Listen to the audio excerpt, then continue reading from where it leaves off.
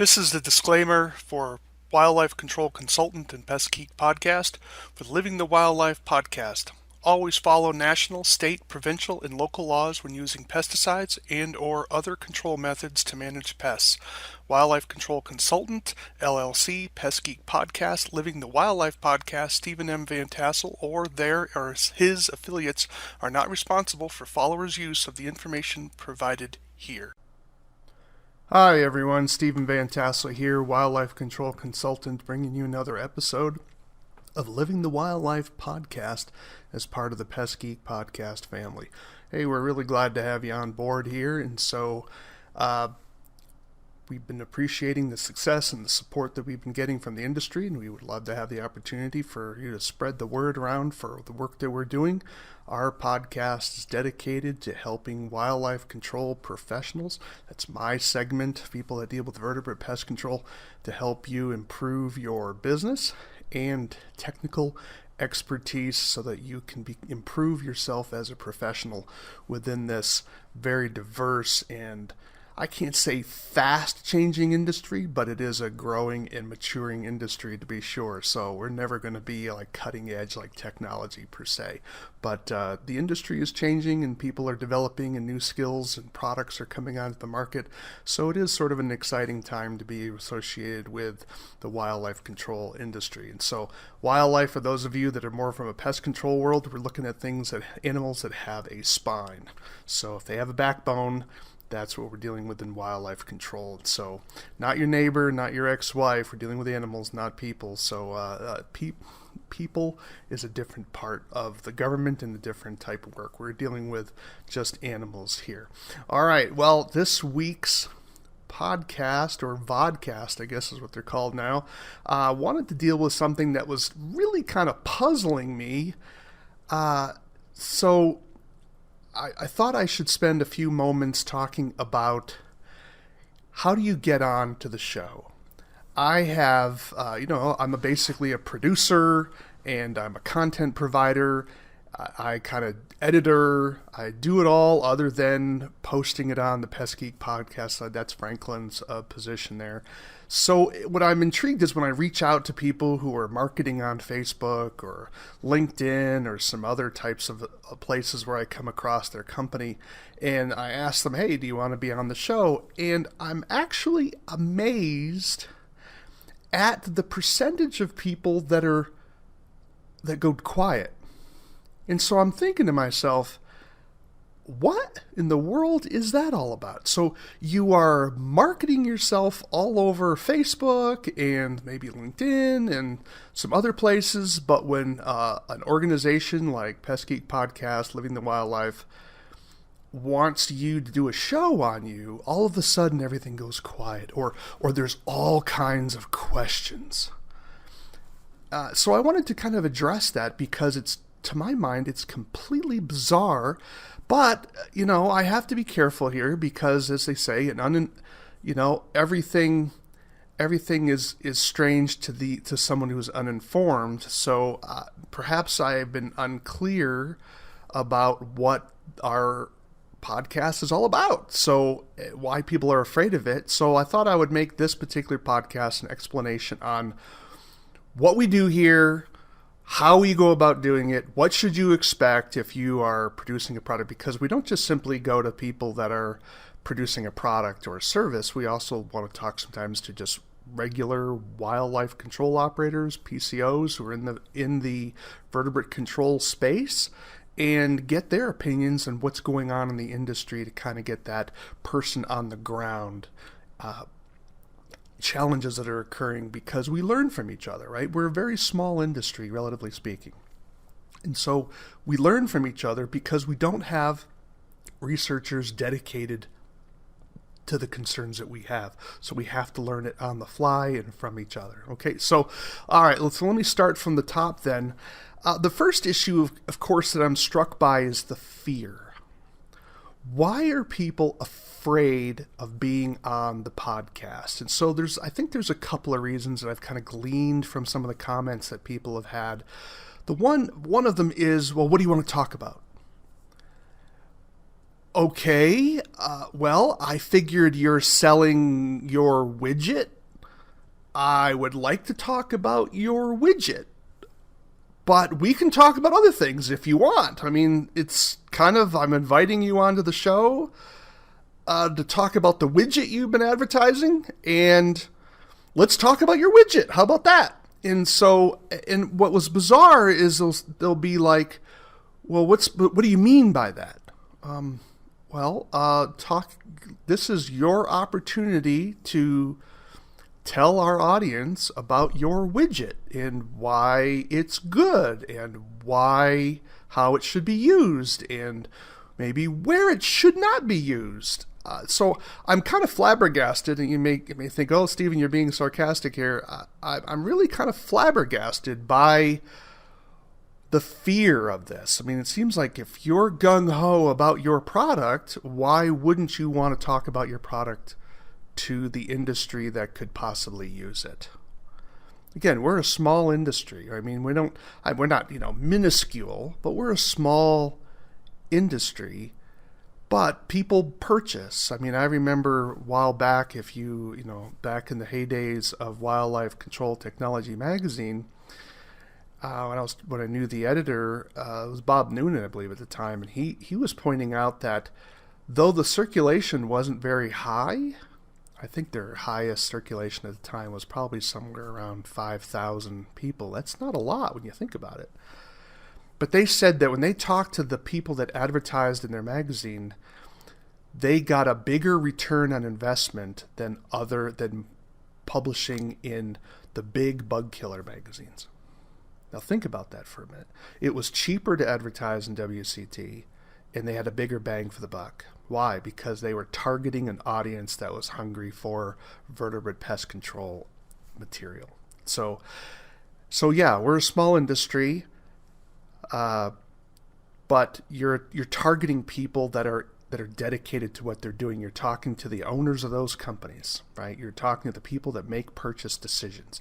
So that fear element just really strikes me. So as far as the content is concerned, if you don't know your product, then I guess I would say don't come on the show, because that would be kind of silly, right? If you don't know your product. But I'm assuming that's really not true, because if you took the time to manufacture your product and you're selling your product or service, you know what you're doing, right? So you are a professional, and I just assumed that. So I'm a little struck by, and like I said, flabbergasted by the fear that people have about this. So I hope I got the content issue out of the way.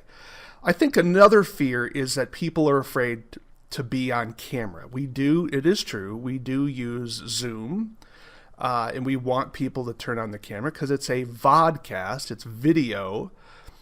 There are situations in the earlier days of our show, we did everything audio. Now there are people that are very camera shy, and that's just the reality of it. But the fact is, if you are, paying attention and you just doing your thing, once you get into the flow of what we're talking about, you ignore that the camera's even there. So I hope that element gets eliminated. I mean, does the camera make you look heavier? Yes, the camera, that is true. It makes you look like you gained about 5-10 pounds more than what you are in reality, right? So, that's what we can't do anything about that. That's just is what it is. But it does provide that human contact in the sense that it humanizes you, that the person at the other end is not just hearing you, they're seeing you, and they're able to build sort of that connection about your particular business and your product. I'm confident a lot of people in our business are not necessarily watching the show, but they're listening as they're going from job to job. I mean, I would certainly recommend it. I don't want you watching the video, folks. If you're driving, all right, please don't do that. We don't want you to do that. However, so the video side is not a big deal, but if you have a product and you're able to hold it up in front of the camera, that helps. So we can do some things. So if you are that afraid of the camera, if that's why you're afraid to come on to the show and talk about your product to a wider audience because of the camera, talk to me. We can work something out. But I'm hoping that this is going to be enough to sort of get you over that fear hump. Like, it's really not that big of a deal. Okay? The camera is not that big of a deal. Perhaps the next thing that people are afraid of is they're probably afraid of me asking them what would be called a gotcha question. A gotcha question is a question that is sort of comes out of left field. They do it with presidential candidates all the time, So if you're a presidential candidate, they'll ask you, well, who is the president of Uzbekistan? And the person may not know. And they're like, ooh, he's not qualified or she's not qualified to be president. Okay, so they don't know the president of Uzbekistan. But a less of a gotcha question would be, who's the president of Mexico? If you're going to want to be president, you would hope you would at least know who the leaders of Canada and Mexico would be, right? I mean, they border our countries. So that would not be a gotcha question. It may be awkward if you don't know, but it's not a gotcha question. Gotcha question is just, give me the atomic weight of uranium. Okay, not relevant. I don't ask gotcha questions. That's not the purpose of our podcast, is to try to humiliate you. My policy for running the podcast is I try to talk as little as possible as part of being the host of the Living the Wildlife podcast. Now, those of you who have been following the show faithfully, thank you very much. I appreciate your support. Should verify that. I don't talk a lot. When I have a guest, I try not to interject a great deal. Places when I do interject are areas of what I call safety, where we don't want people, I want to clarify something about maybe the law that I know about, or a safety issue, or to try to clarify an issue, to be sure that there's no confusion about what we're doing. And that would be responsible as a host, because we want, to the extent possible, we're not perfect, accurate, appropriate, responsible information going out over our podcast. My name is associated with it. My name means a lot to me. It may not mean a lot to other people, but it means a lot to me. Unfortunately, in my business, you have a lot of people that don't like you for whatever reason. Okay, so I don't need to give them more reasons not to like me, like providing bad information. So we work, we endeavor to be accurate. So when I'm interviewing you, if you're on the show and I'm asking questions, I try very hard to ask leading questions to let you discuss your topic. If we're talking, I'm just going to say widgets, because I don't want people thinking I'm talking about a specific person who's been on the show, right? We're having a widget. Tell me about your widget. How did you start your widget business? How did you get the idea for your widget? What makes your widget unique or special? What's the cost of your widget? How do people get a hold of your widget? How do they purchase it? Who shouldn't purchase your widget? Those are common, everyday questions that you're probably handling every time you're trying to sell your particular product. So why that is fearful, or why that causes fear among people, I am at a complete loss. Because what I found, it's sort of the same challenge I had when I used to be an editor for one of the magazines, and I would try to get wildlife control operators to write articles for the magazine.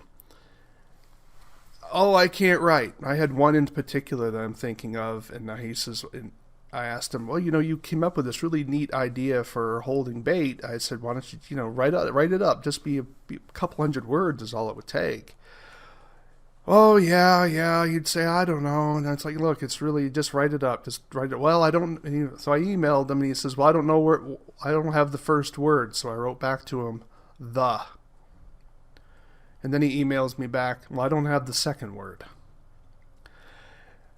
However, they say that, but if I talked to him and asked a couple of questions, I could get him talking for probably 10 or 15 minutes.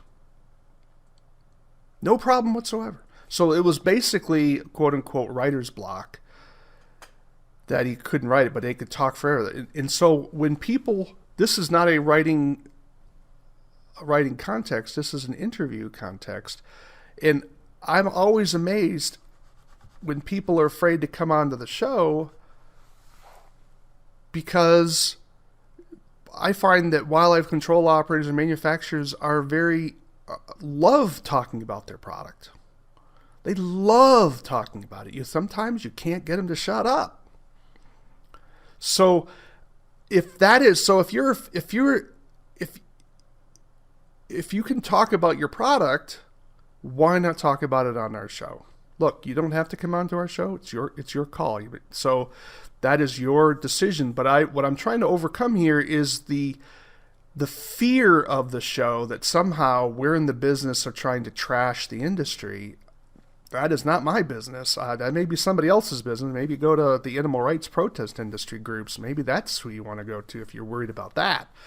I'm here to provide quality, accurate, helpful information that assists our listeners into protecting themselves, protecting their clients, putting money in their pocket, improving their professionalism, and expanding this industry and growing our industry. That's the mission. That's my mission. And I would assume Franklin, I'm not going to speak for him to say, but my belief is he would love his side of the industry. He's more into the plant side and the insect side than I am. That he wants the same for those industries as well. He wants the industry to mature. He wants people to be successful. I want people to be successful. So, and I would hope that if you're a producer of a product or a service that you think is important for the industry, that you want to improve the industry too and make money.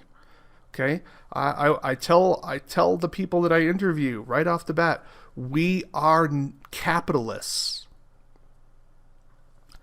I am not afraid of you making money. Okay, we are not communists. We're not socialists. We believe that people that make a living deserve to keep that money. Okay, so when you come onto the show and we're talking about a product, I hope you're going to sell your product on the show. Now, the difference is going to be, it's not going to be just an infomercial. Now, let me explain the difference for that is. So I want you to talk about your product. I want you to talk about its features. I want you to talk about how people use it. I want to have you talk about how they can get a hold of it. But it's not just going to be, my product is the best thing that God ever created since the dawn of time. I will ask a question or two that explores what the limits of that product is. So let me explain. When I was writing for that national magazine, I was trying to do a story on a new beaver trap that was produced out of Canada. And it was a box trap. It was a cage trap, actually. And it had kind of a clamshell design. And, I was interested in it, so I figured, well, it's a new product. I'm a writer. Let's write about a new product. So I was in contact with one of the distributors. Nice guy. And he sent me some information. And so one of the things I asked him was, I said, well, every trap has its limitations. What are the limitations of this trap? And he said, well, what do you mean? I said, well, you can't use a trap everywhere. Where should you not use this trap? Or what is this trap not good for? Oh, he said, I don't know. I'll have to ask the manufacturer about that. He's pretty sensitive about that sort of thing. And I was like, what?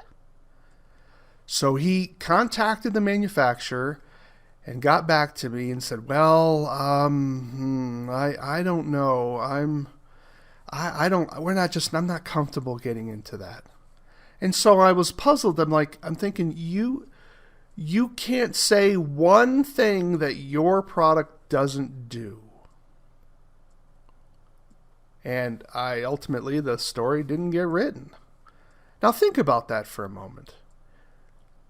If I have a truck and I'm trying to sell you my truck, and you ask me the question, what can that truck not do? And I would say, that truck cannot carry 10 tons. Is that a negative of that, or is that just the fact about it? So for that manufacturer to tell his distributor that he couldn't say anything that could possibly be perceived as negative, he couldn't say it. I thought, that's just ridiculous. I'm sorry, that's just stupid. I love footholds, but footholds are not the device for every situation. Sometimes a cage trap is a better choice. Doesn't mean footholds are bad. Just means it's not the right choice for that point. It's like, what's the difference between a hammer and a screwdriver? Oh, well, I can't say anything negative about the hammer because I sell hammers. And can a hammer drive a screwdriver? Oh yeah, you hit it hard enough, it's going to drive that screw. Really? If that is the type of manufacturer you are, then perhaps you're right, this show is not for you. I just find that silly. I am not out there to try to trash your product, but I will ask the question. The question will come, unless I forget it, who is not the person for your product? Because the reality is, whether it's a piece of software, whether it's a business model, whether it's a trap, or whether it's a tool, chances are there is someone in our audience that this product is not going to be the best fit for. And if you come in with an attitude that's sort of like your product is God's gift to humanity, then perhaps that's a level of arrogance that just won't fly. But I suspect most of you don't do that. So again, if that's what the fear is about, well, then if you sort of check your ego at the door and you have a realistic expectation of your product and you know what it does and what it doesn't do, there's nothing to fear here. Now, perhaps another issue of fear that may come about it, and that is, I've been in the wildlife control industry space for decades at this point. So there are going to be things I'm going to ask you about if you come up with something where I'm going to probe about the research that's been done on it. And that may be anecdotal research. And so that is something where, again, we're not looking at gotcha stuff. I'm not going to try to humiliate you on the show. That's not the purpose of our show. But if you know in your heart that this product isn't as good as you're claiming it is, well, that's going to be a problem as well. We want you to be positive about your product, but we want you to have a realistic expectation about your product. Let me give another analogy in that, and that is, I'm sure you love your children, but you know which children are going to be rocket scientists and which children aren't. Doesn't mean you love them any less. It just means that not every child is a brainiac and not every child is a football star. Everyone has their individual gifts and abilities, but they're still valuable. And I think that kind of humility when we're talking about things is helpful, because you may find that coming on the show, you're going to get a wider sales audience and you're going to get feedback from your users that make your product even better. All right, let's move on. What type of topics do we want to cover in the Living the Wildlife podcast? Well, anything related to the control and management of vertebrate pests. Anything. That goes from equipment to pesticides to repellents to unregulated type products, traps, physical tools, habitat modification, all of that. We want to cover any of those particular topics. Second, business. Anything that helps our constituents deal with marketing, running the day-to-day operations of their business. Maybe there's particular types of policies and, HR issues that they're involved with, taxes, laws. That is all fair game in this particular business. I would love to have a financial advisor on the show because one of my particular passions is that I'm afraid that a lot of people in wildlife control are not properly preparing themselves for retirement or, God forbid, injury. I think physical wellness is an important topic for our wildlife control operators. It's been good to see a lot of guys out there. Sorry, ladies, I know there's a few of you, but most of it's a male-dominated field. I see a lot more concern about taking care of your body because, let's face it, wildlife control is a very physically demanding job. You're throwing ladders around, you're climbing on roofs. It requires a level of physical dexterity that is important to keep going. It's hard if you're overweight to do all that, okay, depending on what type of work you're doing. We also want to get into the research side of things. So I will have on guests, and I've been gratified by the number of researchers we've been able to have on the show. I think researchers appreciate it because they're getting known, because their information's often lost in academia because they're talking about things that most academics aren't caring about. And certainly their universities don't care about. But that's information that can help us do our particular job better. So I will bring on researchers and have them talk about the research that they're doing because it's something that can help broaden your understanding of animal behavior, animal biology, maybe some disease issues, the techniques that sometimes come out of a research environment. That can all be very, very helpful. And then finally, politics. Politics in the sense of how are we as an industry trying to defend ourselves against the animal rights protest groups. And unfortunately, as I said in an earlier podcast, this issue is growing all the time because as more and more people think that animals are pets, or family members now, or fur children. So it used to be pet, it used to be a working animal, then it became a pet, and then it became a family member, and now it's a fur child. So this is the kind of attitude that people have toward their animals, and I argued, and sometimes tongue-in-cheek, sometimes not, that people love their pets more than they love their children. Now, they probably wouldn't admit it, but certainly by their behavior, it's probably true. That's impacting our industry because we're having people they need wildlife control services, and they're like, well, what are you going to do with that? You're going to kill it? Oh, I don't want to hire you. That's a problem. And so we have people moving animals all over the place without adequate understanding of what's happening to the environment with all those translocated and relocated animals. And those of you that follow the show know that there's a difference between translocation and relocation. So those are the big topics, think of it as business, control methods and techniques, politics insofar as how we are regulated by government entities. We're not really getting into Republican, Democrat, that sort of thing, although that's an important topic in and of itself. That's not really the focus of our show. But we're interested in the politics as it affects our industry directly.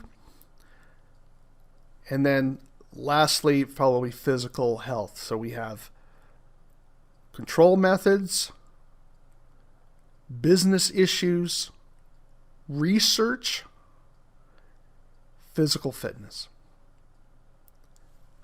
Politics. I hope that helps. So if those of you who are interested in being on the show, you may have a product, reach out to me. wildlifecontrolconsultant@gmail.com. wildlifecontrolconsultant@gmail.com. We don't want you to be afraid of coming on the show. I mean, if you're a shyster, don't come on the show.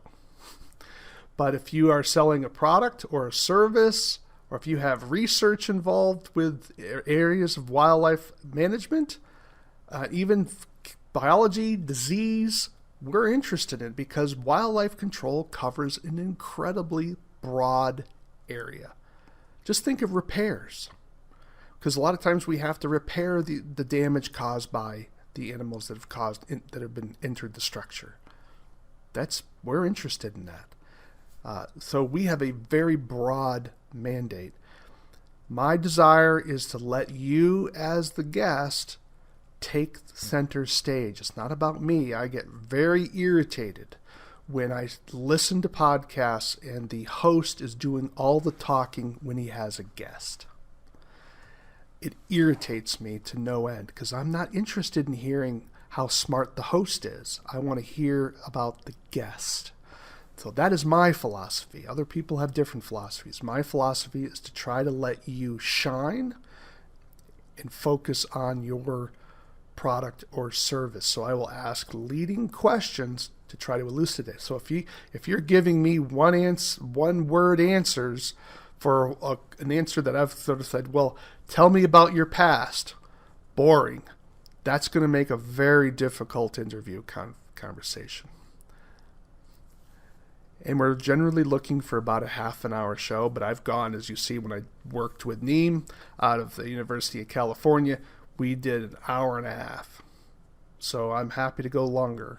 If the material just keeps coming forth, we'll make it a long show. So this is an opportunity, and I hope you reach out.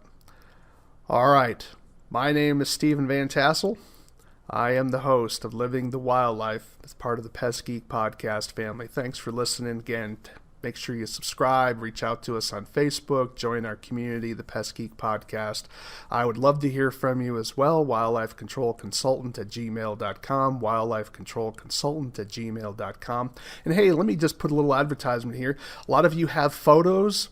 I am definitely interested in buying photos. You can get some ideas of what I'm looking for by visiting my website at wildlifecontrolconsultant@gmail.com. I'm not buying ownership of your photos. You're always going to be the owner of those photos. I'm just buying the right to use those photos. And if you have a logo, I will watermark your photo so that you will always be sure that you're getting credit for that particular image. And so I pay anywhere from about $10 to $40 a photo, depending on what you have and the quality of it. If you are, I also perform for some services. So if you have photos you would like to have watermarked, reach out to me. We can work out that sort of pricing schedule. I would just need your clear logo or the information. If you don't have a logo, I can just put your business name on them, and we talk about where you want it on your photo, and I can do that as well. Time to protect your information and photos, because photos are so important. Stay tuned. I'm looking to do another podcast on how to take better photos with your cell phone camera. It's not as hard as you think, but it's not as easy as you think either, because unfortunately, some of you take a lot of photos and they're not just quite as good as they should be, and we'll talk about why that is. All right, enough for today. I've gone my half an hour or so. Again, I'm Stephen Vantassel. You've been listening to Living the Wildlife. And why do we want you to live the wildlife? Because we don't want you to be the wildlife. Take care.